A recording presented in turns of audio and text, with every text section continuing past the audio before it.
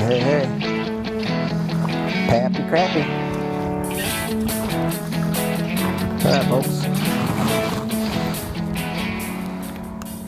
Not a big one, but you know what? You put him in the tumble drum and he'll scale up and eat just fine. How's everyone doing? Troy Peterson, Mr. Bluegill from The Reel Shot. Welcome to another Reel Report. And you know what? It's opening day. And opening day is all about traditions, whether it be deer season, opening day of baseball. And today, you know, is opening day of fishing season on all the inland lakes in Wisconsin. And took my stepdad and we drove up to northern Wisconsin, went up and we're fishing some Oneida County lakes.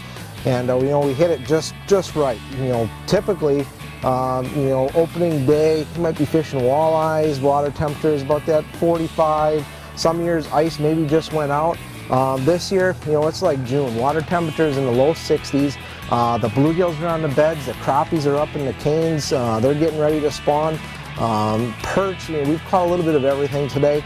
And you know, it's fun. I mean, pan fishing, you know, yeah, we could be out chasing pike or you know, walleyes, whatever, but we come up, change the scenery, there's no houses around, there's no traffic, there's no lawnmowers going, it's just peace, quiet, loons, eagles, and of course some fish. So stick with us here. We'll show you what we're using, you know, and give you, you know, just a few suggestions on where to come up and spend the weekend up in northern Wisconsin. But as you can see, we've got a lot of nice area in front of us here. We're targeting crappies and bluegills, and if you see, we got a whole bunch of nice reeds, and you know, anywhere in that 2 to 3 feet of water. You really can't see a whole lot, but you just got to trust that they're there.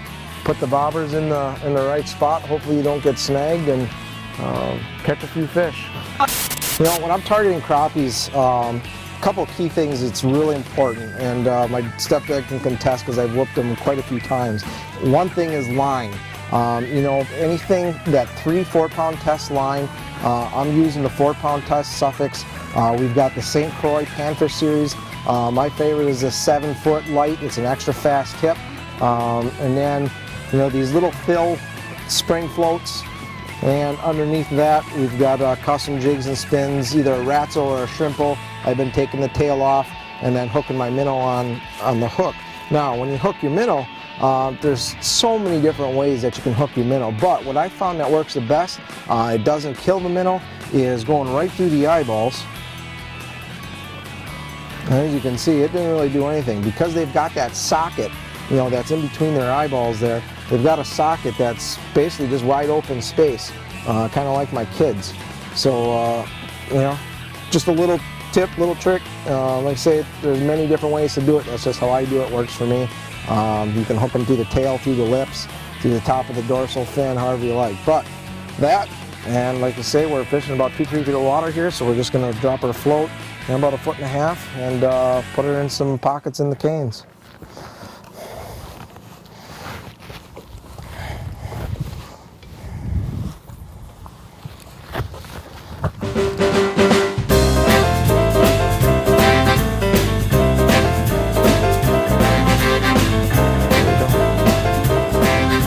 That simple.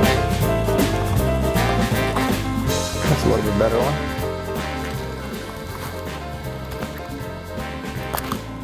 Settle down. You know, they're not huge. They're, you know, that 10, 11-inch crappie or so.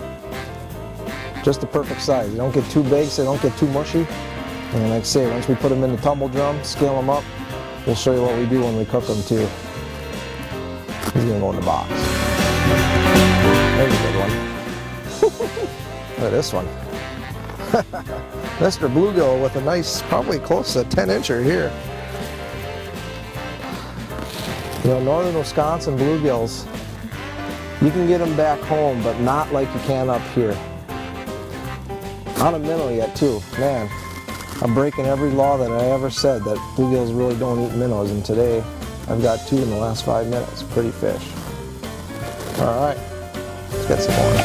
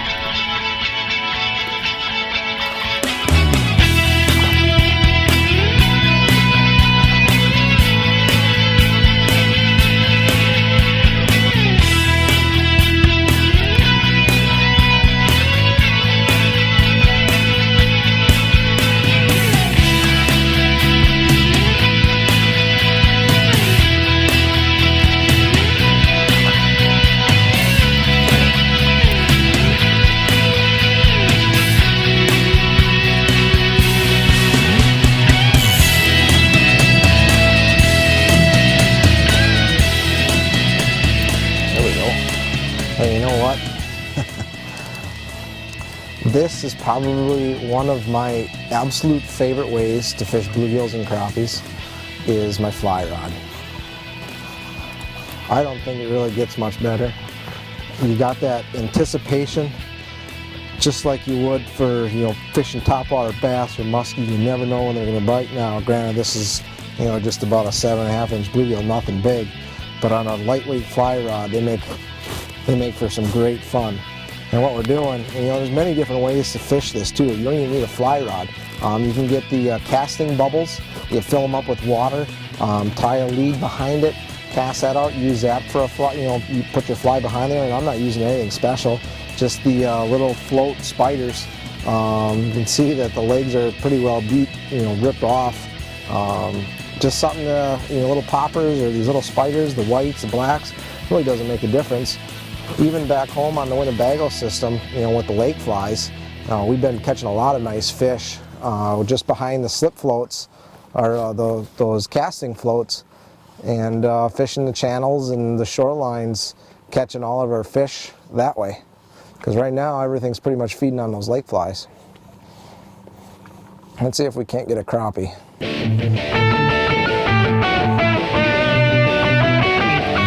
we go. Oh, nice bluegill. They kind of come out of the water like a whale. As you can see, look at the bend in the rod. You know, there we go. And pretty. This one here, I don't think is going to make it back to the water. I think he's going to go in my belly. Just another option. You know, bring the fly rod out, get yourself a fly rod. Very inexpensive combo. You know, you can spend $400 or $500 if you want to really get into it, but you know, something like this, you know, it might cost you 50 bucks. Put some line on there, little tippet and a little spider, and just something different other than, you know, using live bait all the time. You know, this guy, as soon as my bobber hit the water, he did like a porpoise and came right out of the water after my bobber, and must have seen my minnow, turned around and thought that was a little bit better eat. But there sure are plenty of these little guys up in northern Wisconsin.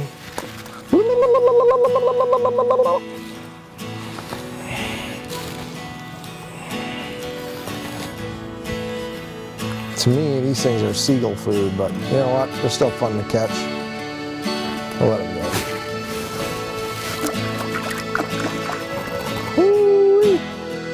Don't know what we have on yet, but oh, there it is. Oh, look at this. Travis Manson, eat your heart out, buddy.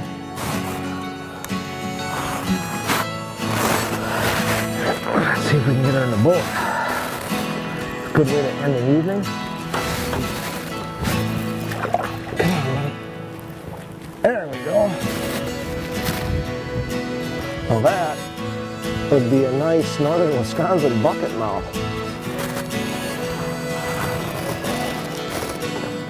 Pretty fish. You don't see them that big, I don't think, too much up here in northern Wisconsin. We get a lot of nice smallies up here, but the bass just don't have the growing season like they do down south. Ooh.